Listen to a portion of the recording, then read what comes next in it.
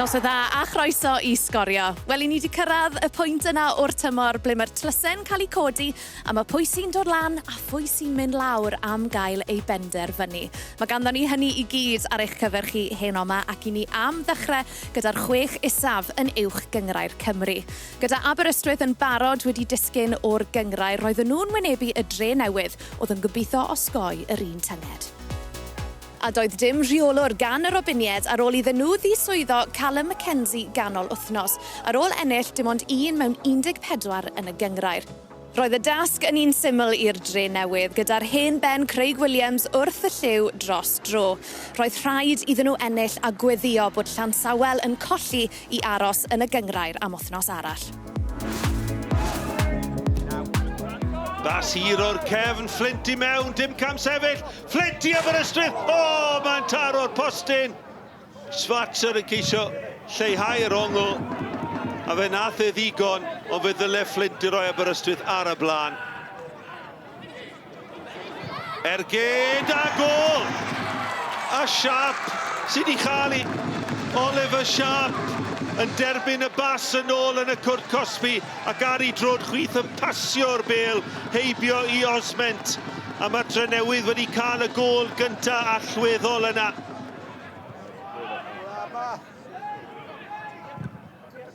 Bêl hir ymlaen, cyflymdra, Flint mewn, Flint yn dod ar sgôr yn gyfartal.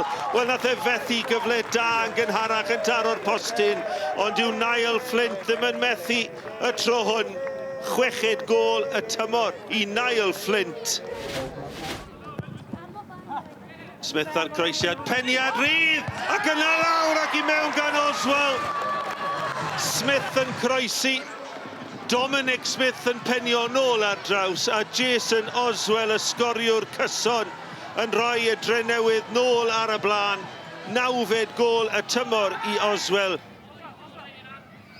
Sgiliau da gan Darlington a mae Darlington yn ryddhau Flint a dyma lle dath y gol gynta. Mae Flint na lawio gan Harris a mae'n gicio'r smotyn I Aberystwyth a cyflymdra Flint yn gwneud y gwahaniaeth ac yn creu y cyfle. Niall Flint yn erbyn Julian Swartzer. Niall Flint yn sgorio I Aberystwyth ac efalle yn torri cylonau y Drenewydd oherwydd bydd y gêm gyfartal yn cadarnhau bod nhw yn mynd lawr gydag Aberystwyth. Lewis a Darlington, Cuba Klein yw hwn, a mae Klein wedi sgorio I Aberystwyth, a mae Aber ar y blaen yn wirthiol. Drenewydd 2, Aberystwyth 3, a Cuba Klein yn penio Aberystwyth ar y blaen. Dyna chwiban ola Tom Owen, a dyna gêm ola rhwng y Drenewydd ac Aberystwyth yn uwch gyngrau'r Cymru am y tro. Trychineb I bêl drod yn y canolbarth. I don't see any reason why we can't have a very positive season next year. The summer's really important for us now in terms of getting things right off the pitch. There's 3 spots available to come back up next year, and that has to be the aim for the club. We belong in Tier 1 as we've shown all the way through our history, so that's where we want to be. Gyda Aberystwyth yn cipio'r 3 phwynt, mae cyfnod holl bresennol y Drenewydd yn uwch gyngrau'r Cymru wedi dod I ben. Newyddion da I Llansawel felly, a thîm Andy Dyer yn saff o'i lle yn y gyngrau'r ymdymor arall cyn cicio pêl yn erbyn y Flint. George cael ei gysgodi gan Michael Burke. Mae George yn dal I fynd y croesiad a'r postyn pell ar Ergyd yn dod I fewn. Yr Ergyd gan y dyn I hun, Cian Jenkins, yn mynd yn syth tuag at y golwr. Felly digonedd yn digwydd o fewn y 10 munud agoriadol. O bosib fyddwn ni wedi gweld gol. Josh Jones yn rhydd ar yr ochr draw. Draw at me! Mae wedi mynd o dan y golwr. Ac am arbediad yn y diwedd gan Will Fuller. Y croesiad yn hyfryd o'r dde gan Josh Jones. Yr Ergyd yn isel. Oedd hi'n ymddangos wedi mynd o dan gorff Will Fuller, ond yn y diwedd oddi ar y linell gan Llansawel. Y sodiad mlaen gan Walters, Rickard yn croesi. Pat Jasper Payne oedd yn ôl yn o'n aros am y bêl.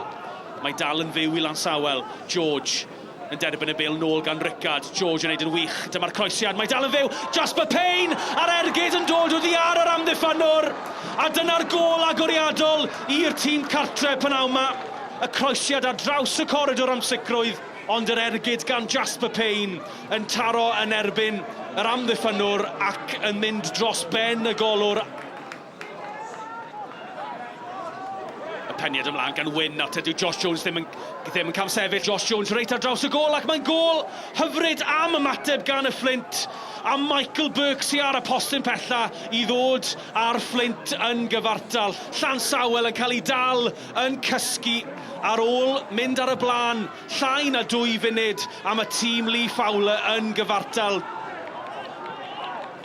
Unwaith eto, Bale dros ben yr amddiffyn. Dyw Elliot Reeves ddim yn cam sefyll. Mae'r Flint I fewn eto fan hyn. Reeves ar ergyd ar draws y cwrs Cosby. O, Bale yn taro. Josh Jones ryw ffordd yn taro'r Bale yn erbyn y trawst pan yw ddi'n hawsach iddo fe I roi'r Bale yng nghefn yr hwyd. Wel, am eiliad dyngedfennol, fe ddylse'r Flint fod ar y blaen fan hyn. Flint bellach yn chwarae o'r chwith i'r dde, ond y Bale tuag at Jasper Payne. Mae I fewn fan hyn. Payne, mae I heifio'r golwr ac am gliriad oddi ar y linell. Mae Llansawel yn edrych draw at y Llemanwr I weld a nath y Bale groesi'r linell, ond na medd y Llemanwr. Phillips yn aros uwch Ramani iddi. Dyma hi'n dod, mae'n un ddofn. Isaac Lambert ac am arbediad da unwaith eto gan Will Fuller lawr i'w dde. Ellis Sage sy'n ôl yno, mae wedi cael ei ddal. Cyfle I Jake Phillips I groesi fan hyn i'r Flint. Mae'n groesiad da ar Elliot Reeves ar ceniad ac am gôl hyfryd i'r ymwelwyr. Y croesiad hyfryd o dde gan Jake Phillips. A mae oedd hi'n beniad mor hyfryd lawr i'r gornel chwith gan Elliot Reeves. Will Fuller yn barod I hyrddio hon tuag at y cwrt Cosby. Gammond yn ennill y peniad a mae'n mlaen ac Kieran Williams a maen nhw yn gyfartal. Wel, gredwch I beth, ond mae Lliman y Llemanwr I fyny. O, tor calon i'r tîm cartre. Mi oedd hi'n symudiad hyfryd. Wel, bydde hynny wedi bod yn ddiweddglo tylwyth teg o bosib I dymor Llansawel yma ar yr hen heol. At y ras am y 7fed safle a dim ond pwynt oedd ei angen ar y bari I selio ei lle yn y gemau ail gyfle. A thîm Steve Jenkins ath ar y blaen wedi 20 munud. Ben Margetson yn sgorio ei ail gôl y tymor hwn. Gyda 20 munud yn weddill roedd hi'n 2. Ieuan Owen yn rhwydo ei 5 gôl mewn 5 gêm. Tu ar diwedd fe gafodd Ben Margetson ail gerdyn melyn, ond doedd hynny ddim am rwystro'r bari wrth iddyn nhw sicrhau'r 7fed safle a lle yn y gemau ail gyfle Ewropeaidd am y tro cyntaf ers 4 mlynedd. Yn dilyn y golled, cyhoeddodd Connah ei bod nhw wedi roi'r sac i'r rheolwr Billy Painter am fethu a chyrraedd y 7fed safle, bod ffeinal Cwpan Cymru eto I ddod. Y bari felly fydd yn cystadlu'n y gemau ail gyfle Ewropeaidd ar ddiwedd y tymor. Gyda gêm yn weddill, mae Aberystwyth a'r Drenewydd y 2 dîm sydd wedi bod yn holl bresennol ers y tymor cyntaf nôl yn 1992, eisoes wedi disgyn i'r ail haen. Nawr ein bod ni'n gwybod pwy sy'n disgyn, newn ni droi ein sylw at bwy fydd yn codi i'r uwch gyngrair. Tra bod Llanelli wedi ennill ei dyrchafiad nhw o'r de penwythnos diwethaf, roedd hi'n hynod o agos yn y ras am ddyrchafiad yn y gogledd rhwng Airbus UK a Bai Colwyn. Pwynt yn unig oedd ei angen ar dîm Mike Wild ym Penrhyncoch I sicrhau dyrchafiad yn ôl i'r gyngrair ar y cynnig cyntaf. Ond roedd Airbus yn gwybod tasai Bai Colwyn yn colli yna bydde buddugoliaeth iddyn nhw yng Caersws yn ei codi yn ôl i'r gyngrair am y tro cyntaf ers 2023. Y Bale I gyfeiriad Dan Atkins. Atkins yn tanio'n gynnar, Lee Jenkins yn arbed. Mi oedd selogion Bai Colwyn yn barod I ddathlu tu ôl y gôl na. Hart ar tafliad, Linfield y flic ymlaen. Dyma Dan Atkins. Atkins I fewn i'r cwrt. Atkins ar ergyd! Wedi gwasgu fewn o dan y golwr. Ac mae'r gôl wedi dod ar ôl chwarter awr yma. Dan Atkins yn sgorio am y 5ed gêm yn olynol. Ac mae'n gôl holl bwysig. Di Bai Colwyn heb golli yn y gyngrair ers colli o 4-0 ar y penwythnos agoriadol yn erbyn Bangor. Mi o'na lawio bwriadol yn fanna gan Rhys Jenkins ac mae o wedi gweld un cerdyn melyn. Dyna'r ail, mae Penrhyncoch I lawr I 10 dyn. Be ddoth dros ben y gŵr 19 oed. Mae'r cega'n parhau fan hyn. Mae Aneurin Thomas rwan yn gweld cerdyn coch i'r tîm cartre. Linfield, y flic ymlaen. Gyna Dan Atkins yn hyfryd tu ôl i'r amddiffyn. Cyfle i'w selio hi fe Colwyn. O'r bêl nad lamun lletchwyth o'i flaen, mae'r cyfle wedi wastraffu. Eiliadau'n weddill yma felly. Y dyfarnwr yn edrych ar ei oriawr. A dyna ni. Ac mae bai Colwyn dan arweiniad. Michael Wilde yn dychwelyd i'r uwch gyngrair ar y cynnig cyntaf. This football club deserves to be in the Welsh Prem, and I'm so happy that we've been able to get back there this season. You know, after the tough start, we've dug in there, stayed on the coattails of Airbus all season, and fair play to them. You know, they led the way for a long time, and it brought the best out of us, and finally today we got over the line, so I'm absolutely made up. Pencampwyr, Cyngor y Gogledd, ydi bai Colwyn. Llongwerchiadau mawr i'r gwylanod. Gyda bai Colwyn yn ennill, roedd gobeithio nebys o ddychwelyd i'r uwch gyngrair yn ddeilchion, ond roedd tîm Mark Allen yn broffesiynol tan y diwedd gan sicrhau bydd y goliath rhif 25 I gloi'r tymor. Nath I ddim cymryd yn hir I ebys fynd ar y blaen. James Davies yn rhwydo ddwywaith yn y chwarter cyntaf yn cynnwys ergyd hyfryd o ymyl y cwrt I roi'r ymwelwyr ddwy ar y blaen. Goliau rhif 13 ac 14 I Davies y tymor hwn.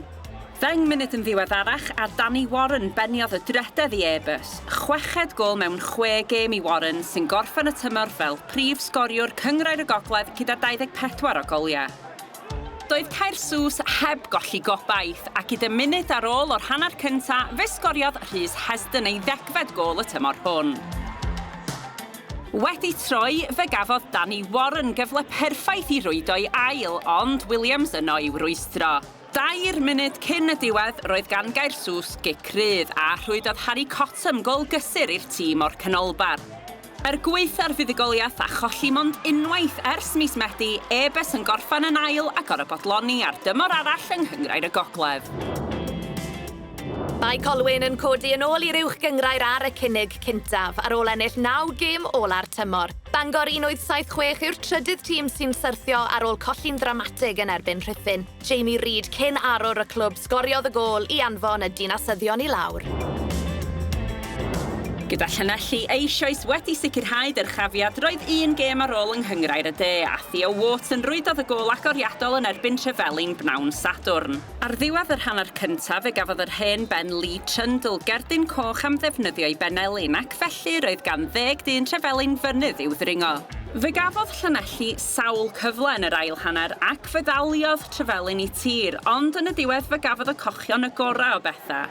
Liam Easton yn rhoi'r bêl ar blat I Curtis Rees I blannu'r ail I gefn y rhwyd, ac yna fe aeth y ddwy yn 2 wrth i'r eilydd Cole Gibbings osod y bêl I Eason Toc wedi'r 90 gan sicrhau fod Llanelli'n gorffan I tymor mewn steil.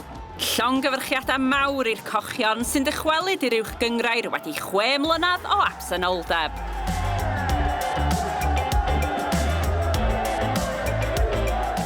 The boys thoroughly deserve it. It's been a long season, a tough season, but again, credit to them, it's been fantastic. And we're just delighted now to be back in the Welsh Premier League.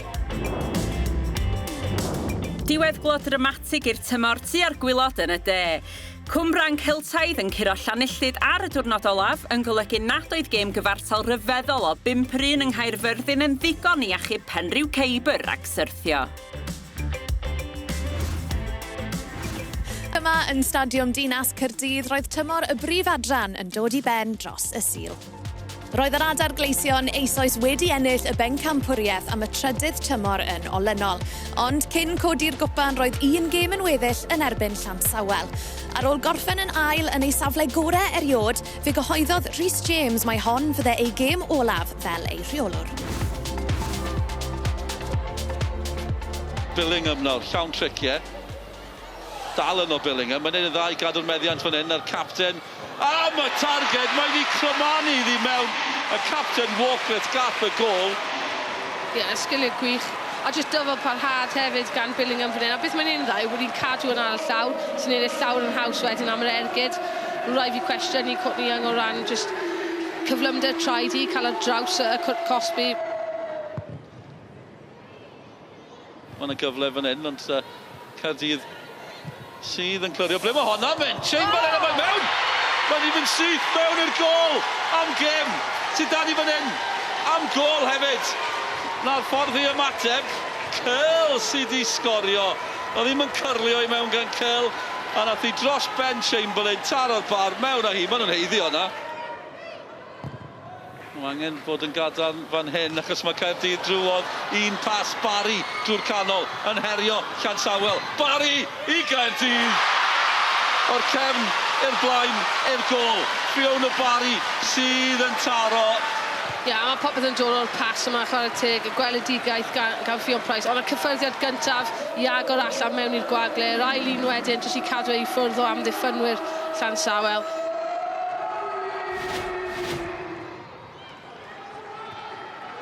Caerdydd eto. Wel, mae Dacl na'n hwyr a maen nhw'n chwarae ymlaen. Dyna pam maen nhw'n chwarae ymlaen. Does bosib mae wedi mynd mewn. Mae'n meddwl am eiliad bod ni wedi mynd mewn. Mae Caerdydd yn credu hynny. Lily Billingham just yn taro'r ergyd a mor gywir.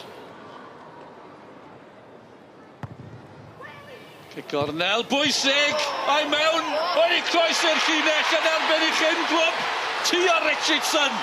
Dim rhyfedd bod hi'n dathlu. Mwy nag un rheswm. Y rheswm penna yw bod ei thimi yn gyfartal. Fi'n credu mae hi'n heiddi yna, mae wedi cael perfformiad cryf iawn yng nghanol y cae. Sgwel, neb yn marcio hi a wedyn blerwch rhwng Price a Chamberlain. Ond Caerdydd sy'n pwyso. Mae Beryglus dros ben. Chwalfa ar y linell gol. Mae'n gol.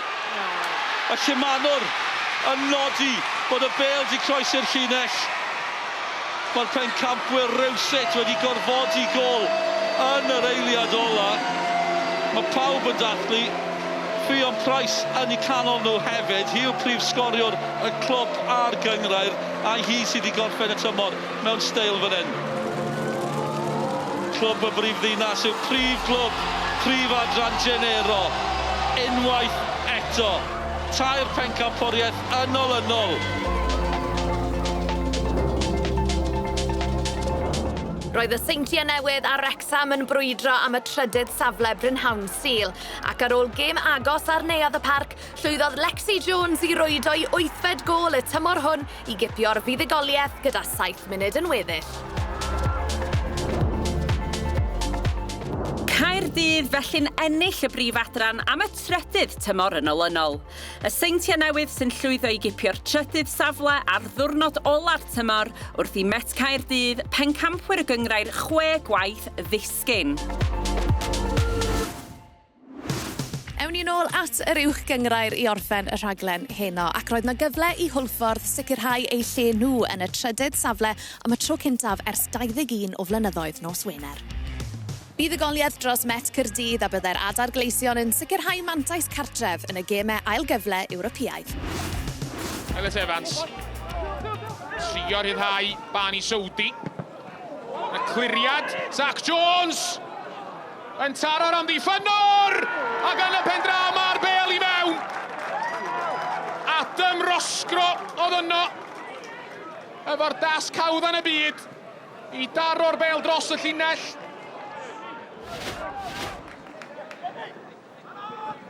Corey Shepherd o dan bwysa. Jack Clay wedi dwyn y bêl. Clay mewn i cwrt Cosby. Jack Clay! Gorfodi Zach Jones i wneud arbediad. Croeso Jacob Bowen tuag at Caernarfon! Oddi ar y postyn ag i mewn! Camgymeriad yn y pen draw gan Celyn Absalon.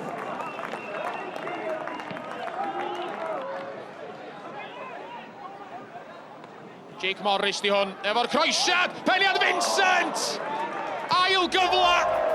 A gergyd wyll gan Jake Morris yn y pen draw. Gyda Hwlffordd yn sicrhau'r trydydd safle, fe allai Caernarfon selio'r 4ydd safle a mantais yn y gema ail gyfle. Tason nhw'n llwyddo i gyda Penybont oddi cartre am y tro cyntaf ers Mawrth 2022. Owen yn gofyn am James Crawl i ddod amdani. Crawl yn dal i fynd. Ergyd o bellter, James Crawl! O, dyna i chi gol gan James Crawl. I gyffyrddiad cyntaf o mwy neu lai. Yn derbyn y bêl yna gan Kane Owen. Ac mi hedfanodd hwnna i'r gornel ucha.